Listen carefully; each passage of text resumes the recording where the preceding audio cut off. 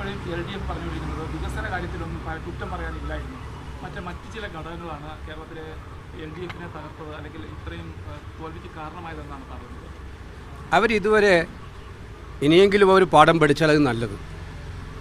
ഒരു രാഷ്ട്രീയ പാർട്ടിയിൽ ചെയ്യാൻ പാടില്ലാത്ത എല്ലാ കാര്യങ്ങളുമാണ് കഴിഞ്ഞ 10 കൊല്ലമായിട്ട് അവർ ചെയ്തത്. ഒരു ഗവൺമെൻറ് ചെയ്യാൻ പാടില്ലാത്ത എല്ലാ ധിക്കാരപരമായ നടപടികളുമാണ് അവർ സ്വീകരിച്ചത്. അതിൻ്റെ മറുപടിയാണ് ജനം കൊടുത്തത്. നമ്മൾ കണ്ടതാണ്, ഓരോ തിരഞ്ഞെടുപ്പ് ഫലത്തിനും ഓരോ മെസ്സേജുണ്ട്. ഈ തിരഞ്ഞെടുപ്പിലെ പ്രത്യേകത ഓരോ സ്ഥലത്തുമുണ്ട്. ഇപ്പോൾ ആലപ്പുഴയിലെ ആയാലും അമ്പലപ്പുഴയുടെ ആയാലും ഓരോ തിരഞ്ഞെടുപ്പ് ഫലത്തിനും കായംകുളത്തതായാലും എല്ലാം മെസ്സേജുണ്ട്. അതുകൊണ്ട് ഞാൻ പറയാൻ ആഗ്രഹിക്കുന്നത്, മാർക്സിസ്റ്റ് പാർട്ടി അവരുടെ പോക്ക് തെറ്റായിരുന്നു എന്ന് മനസ്സിലാക്കി ആ പോക്ക് തിരുത്താനുള്ള തയ്യാറെടുപ്പാണ് നടത്തേണ്ടത്. അത് എല്ലാ കാലത്തും അങ്ങനെ തന്നെയല്ലേ? അത് ഞാൻ മത്സരിക്കുമ്പോഴും അങ്ങനെയായിരുന്നു. ഞാൻ ഒരു കാര്യം തുറന്നു പറയാം. ഈ തെരഞ്ഞെടുപ്പിൽ ഏറ്റവും വലിയ മെസ്സേജിങ് എന്താണ്? വർഗീയത ഇളക്കി വിടാൻ ശ്രമിച്ച ശക്തികൾക്ക് കനത്ത തിരിച്ചടി നൽകിയിട്ടുള്ള ഒരു തിരഞ്ഞെടുപ്പാണ് ഈ തെരഞ്ഞെടുപ്പ്. ജാതിയും മതവുമല്ല, മറിച്ച് സ്ഥാനാർത്ഥിയുടെ നന്മയും പാർട്ടി മുന്നോട്ട് വെക്കുന്ന ആശയങ്ങളുമാണ് വലുത് എന്ന് ജനം തിരിച്ചറിഞ്ഞൊരു തിരഞ്ഞെടുപ്പാണ്. ഞാൻ ഇന്നലെ അത് പറഞ്ഞതാണ്, അതൊന്നും ഹൈലൈറ്റ് ചെയ്ത് വന്ന് കണ്ടില്ല. ഇപ്പം വാമനപുരത്ത് സുധീർ ഷായുടെ വിജയം ഇറങ്ങുമ്പോൾ തന്നെ പറഞ്ഞെന്താണ്? സുധീർ ഷായെക്കുറിച്ച് വളരെ മോശമായ കമൻറ്റ്. അയാളെ ജനം ജയിപ്പിച്ച എത്ര വോട്ടിനാണ്? ഏതെങ്കിലും ഒരു പ്രത്യേക വിഭാഗമാണോ അദ്ദേഹത്തെ ജയിപ്പിച്ചത്? അല്ല. കൊച്ചിയിൽ മുഹമ്മദ് ഷിയാസിൻ്റെ വലിയ പ്രചരണമായിരുന്നു. അവിടെ ജയിപ്പിച്ചതാരാ? ക്രൈസ്തവ സഹോദരന്മാരിലെ ഒന്നിച്ചിട്ട് ഒരു മുസ്ലിം സ്ഥാനാർത്ഥിയെ ജയിപ്പിച്ചു. മറ്റേത് ഹിന്ദു സഹോദരന്മാരിലെ ഒന്നിച്ചൊരു മുസ്ലിം സ്ഥാനാർത്ഥിയെ ജയിപ്പിച്ചു. മലപ്പുറത്തെ തവനൂരിലെ ജോയിയെ നിങ്ങൾ നോക്കുക.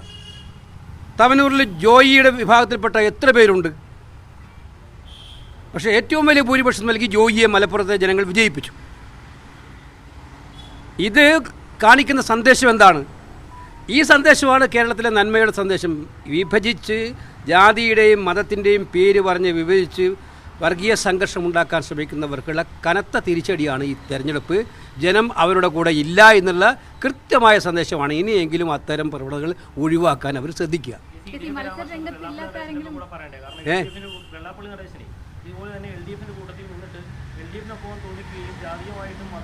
അല്ല, അത് തന്നെയാണല്ലോ അദ്ദേഹം ഇപ്പോഴും LDFന് വേണ്ടിയിട്ടാണ് പറഞ്ഞത്. LDF ജയിക്കുമെന്നാണ് അദ്ദേഹം പറഞ്ഞത്, അല്ലേ?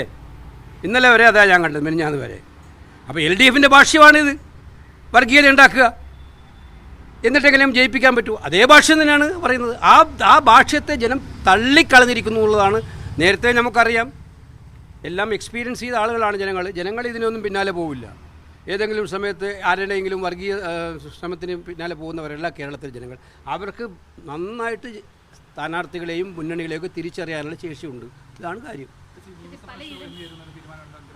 അല്ല, അത് ഞാൻ പറഞ്ഞല്ലോ, ഇന്നലെ ഫലം വന്നതല്ലേ ഉള്ളൂ. അപ്പോൾ പാർട്ടി നേതൃത്വം കൂടിയാലോചന നടത്തി, ഹൈക്കമാൻഡ് കൂടിയാലോചന നടത്തി മറ്റു അനന്തര നടപടിയിലേക്ക് കടക്കും. അധികം വൈകാതെ തന്നെ കടക്കും. അത്തരം കാര്യങ്ങളിൽ പ്രശ്നം അല്ല, എനിക്ക് വേണ്ടി ഒന്നും വരാൻ ഞാൻ ആരോടും പറഞ്ഞിട്ടില്ല.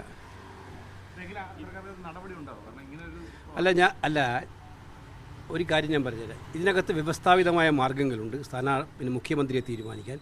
അല്ലാതെ മറ്റേതെങ്കിലും പ്രചരണത്തിൻ്റെ രീതിയിൽ ബോർഡ് വെക്കുന്നുണ്ടോ, ബാനർ വെക്കുന്നുണ്ടോ, അത് എൻ്റെ ആയാലും ആരുടെയായാലും വെക്കുന്നുണ്ടോ, മുഖ്യമന്ത്രി തീരുമാനത്തിൽ അതൊരു ഘടകമേ അല്ല. അതെല്ലാം അത്തരം പ്രൊസീജിയേഴ്സിനെ ഡിസ്റ്റർബ് ചെയ്യാനുള്ള പരിശ്രമമായിട്ടേ കാണാൻ പറ്റും. ഒക്കെ എല്ലാ കാര്യങ്ങളും നിങ്ങളുടെ കോൺഗ്രസിന് വ്യവസ്ഥാപിതമായ മാർഗ്ഗങ്ങളുണ്ടല്ലോ. ഇതാദ്യമായിട്ടാണ് ഒരു മുഖ്യമന്ത്രിയെ പാർട്ടി തിരഞ്ഞെടുക്കുന്നത്. കോൺഗ്രസിനെ പോലൊരു പാർട്ടി, പുരാതന പാർട്ടി, എത്രയോ മുഖ്യമന്ത്രിമാരെ തീരുമാനിച്ച പാർട്ടി, അതിന് വ്യവസ്ഥാപിതമായ മാർഗ്ഗങ്ങളുണ്ടല്ലോ. ആ രീതിയിൽ മുന്നോട്ട് പോകും. ശരി.